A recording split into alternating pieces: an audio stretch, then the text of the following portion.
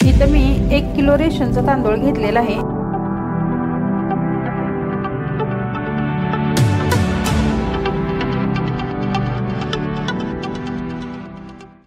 इथं मी 1 किलो रेशनचा तांदूळ घेतलेला आहे आणि तांदूळ जुना असावा, तर व्यवस्थित असं साफ करून घेतलेला आहे। एका मोठ्या भांड्यामध्ये हा तांदूळ आहे तो ओतून घ्यायचा आहे आणि 3 ते 4 वेळेस स्वच्छ असा धुवून घेऊ। यामध्ये पाणी घालायचं आहे आणि अगदी चोळून हा तांदूळ आहे ते धुवून घ्यायचा आहे, म्हणजे जेवर पावडर वगैरे आहे ती पूर्णपणे स्वच्छ अशी निघाली जाते।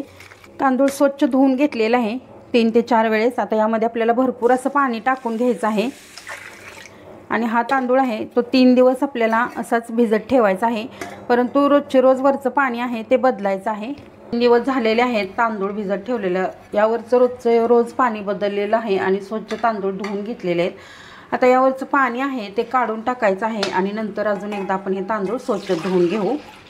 ठिकाणी तांदूळ स्वच्छ धुवून घेतलेत। एक मिक्सरचं भांडं घेतलेलं आहे आणि यातील तांदूळ आहे ते आपल्याला जेवढं फिरवता येतील मिक्सरमध्ये तेवढं टाकून घ्यायचं आहे आणि गरजेनुसार यामध्ये पाणी टाकून घ्यायचं आहे आणि बारीक असं वाटून घ्यायचं आहे, जेणेकरून आपल्याला डबल चाळणीनं वगैरे अजिबात चाळावं लागणार, म्हणजे गाळावं लागणार नाही आहे किंवा काही नाही। अशा पद्धतीनं व्यवस्थित असं बारीक करून घेऊ।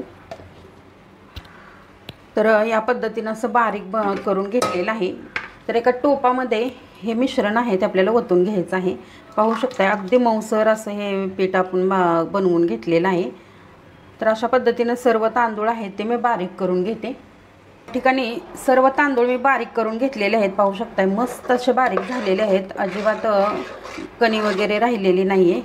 तर अशा पद्धतीनं बारीक करून घ्यायचं आहे, अगदी पेस्ट तयार झाली पाहिजे। तर यानंतर काय करायचं आहे, यामध्ये आपल्याला भरपूर असं पाणी ओतायचं आहे। अशा पद्धतीनं जेवढं पाणी म्हणजे टोपामध्ये बसेल तितपत ओतलं तरी सुद्धा चालेल किंवा 1-1.5 टोप ओतलं तरी सुद्धा चालेल, काही हरकत नाही।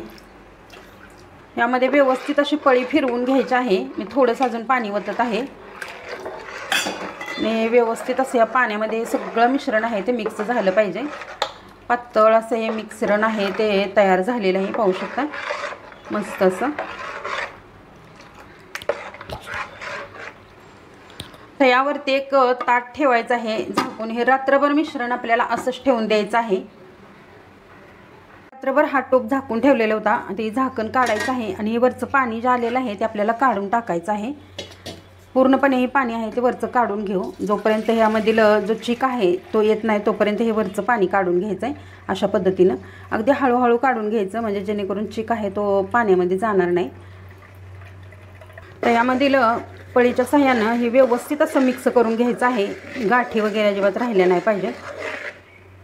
छान असं अगदी बारीक झालेलं आहे तांदूळ। जर समजा तुम्हाला जाडसर वगैरे जर तुम्ही बारीक करत असाल, सुजीच्या चाळणीने सुद्धा एकदा तुम्ही हे चिक आहे तो गाळून घ्यायचा बारीक करताना, पण एकदम जर बारीक केलं ना व्यवस्थित असं तर काही गरज लागत नाही गाळून घ्यायची सुद्धा। मस्त असं तयार झालेलं आहे हे चिक। हा चिक आहे तो एका टोपाच्या सहाय्यानं मोजून घ्यायचा, म्हणजे आपल्याला पाण्याचा अंदाज आहे तो परफेक्ट येतो। 1 टोप भरून हा चिक भेटलेला आहे, तर एवढंच आपल्याला पाण्याचा वापर करायचा आहे। जेवढा चिक असेल तेवढंच पाणी घ्यायचं आहे। चिक होता तेवढंच पाणी घेतलेलं आहे, पाहू शकताय तुम्ही। इथं मी जाडसर असं 1 टोप घेतलेला आहे आणि त्यामध्ये हे पाणी जे आहे मोजून घेतलेलं ते आपल्याला ओतून घ्यायचं आहे। ह्या पाण्याला छान अशी उकळी काढून घेऊ। वरती ताट आहे ते झाकून ठेवायचं आहे, त्यामुळे पटकन अशी उकळी येते। पाणी उकळलेलं आहे, छान अशी खळखळून उकळी काढून घ्यायची आहे पाण्याला। त्यामध्ये आपल्याला चवीपुरतं मीठ टाकून घ्यायचं आहे आणि 1 चमचा पापडखार घालायचा आहे। या ठिकाणी गॅस आता मी एकदम स्लो केलेला आहे आणि ते लाटणं घेतलं आहे आणि लाटणाच्या सहाय्यानं हो चिक जो आहे तो आपल्याला हटवून घ्यायचा आहे, म्हणजे अजिबात गुठळ्या वगैरे होत नाही त्या। अशा पद्धतीनं सतत हलवत राहायचं, गॅस अजिबात वाढवायचा नाही। जसजसं आपण याला हलवत जाऊ का नाही आणि जसं शिजत येईल तसे ते घट्ट होतं मिश्रण, तर व्यवस्थित असं मिक्स करून घ्यायचं आहे, जेणेकरून असं थांबवायचं नाही आहे मध्ये, नाहीतर मग गाठी वगैरे होऊ शकतात। तर व्यवस्थित असं छान असं फिरवत राहायचं आहे हे बेलण्यानं, आणि अशा मध्ये मध्ये गाठी जास्त होतात ना त्यासुद्धा अशा फोडायच्या आहेत। त्यामुळं चिक जो आहे तो अगदी लोण्यासारखा मऊ आपला तयार होतो। घट्टसर असा आपला चिक तयार झालेला आहे, पाहू शकताय तुम्ही। तर अजिबात गाठी वगैरे झालेल्या नाहीत। आता हा चिक आहे तो आपल्याला जवळजवळ 15 ते 20 मिनिट वाफवून घ्यायचा आहे, परंतु मध्ये 1-2-3 वेळा चेक करायचा आहे। गॅस आहे तो स्लोच आहे, लक्षात ठेवा। आणि वरतून ताट झाकून ठेवायचं आहे आणि 5 ते 6 मिनिटांनी व्यवस्थित असं खालवर चेक म्हणजे व्यवस्थित असं फिरवून घ्यायचं आहे उलटण्यानं किंवा पळीनं। म्हणजे चिक आहे तो खालीवर केल्यानंतर जो चिक शिजलेला आहे तो वर येतून वरचा कच्चा चिक आहे तो खाली जातो। 13 ते 14 मिनिट झालेले आहेत। तर 2 वेळा मी चेक केलेलं होतं, जेणेकरून व्यवस्थित असं हलवून घेतलं ना म्हणजे जो चिक आहे तो खाली तळाशी लागत नाही। पाहू शकताय तुम्ही, मस्त असा चिक आहे तो आपला वापरला गेलेला आहे। 15 ते 16 मिनिटं जर वापरून घेतला ना छान असा चिक वापरला जातो आणि व्यवस्थित चिक वापरल्यामुळं कुरडया आहेत त्या आपल्या तुटत नाहीत। तर छान असं मिक्स करून घेऊ। ह्यामधील पीठ आहे ते थोडंसं मी काढून घेते आपल्याला कुरडया घालण्यासाठी। अशा एखाद्या टोपामध्ये काढून घ्यायचं आहे आणि नंतर हे झाकून ठेवायचं आहे। यावरती झाकण ठेवून स्लो गॅसवरतीच हे ठेवायचं आहे, अगदी मंद आचेवरती। या ठिकाणी मी साचा घेतलेला आहे आणि त्यामध्ये आपल्याला हा चिक आहे तो भरून घ्यायचा आहे व्यवस्थित असा, अशा पद्धतीनं। या ठिकाणी मी प्लॅस्टिकचे एक सीट हातरून घेतलेले आहे आणि यावरती कुरडई घालून घ्यायची आहे। या ठिकाणी मी मोठी चकली घेतलेली आहे, कारण कुरडई छान अशी येते। तुम्ही बारकीसुद्धा वापरू शकता। तर पाहू शकताय मस्त अशी आपली कुरडई तयार होत आहे आणि छान असं पीठ शिजल्यामुळं काय होतं, कुरडई आहे ते कुठंसुद्धा तुटत नाही, पाहू शकताय।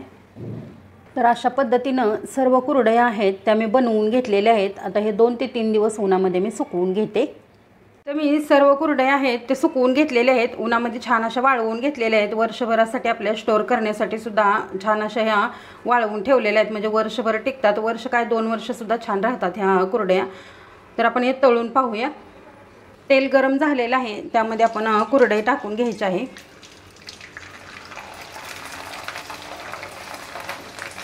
पाहू शकताय तुम्ही, मस्त अशी कुरडई आपली फुलते।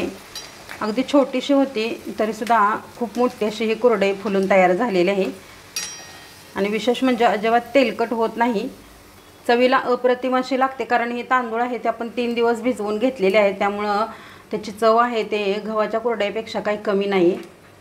इथं मी काही कुरडया तळून घेतलेल्या आहेत, पाहू शकता तुम्ही। मस्त अशा डबल टिब्बल कुरडया आहेत त्या फुललेल्या आहेत। अगदी छान असे आणि साधी सोपी रेसिपी आहे, नक्की तुम्ही ट्राय करून बघा आणि कमेंट करून सांगा। चॅनलवरती नवीन असाल तर चॅनलला नक्की सबस्क्राईब करा। धन्यवाद।